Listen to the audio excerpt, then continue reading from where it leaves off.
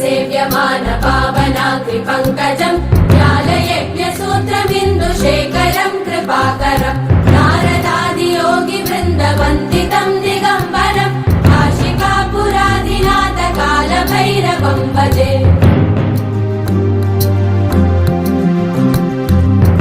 भानुकोटिभास्वरम् भवाब्धितारकम् परम् नीलकण्ठवीक्षितार्थदायकम् त्रिलोचनम्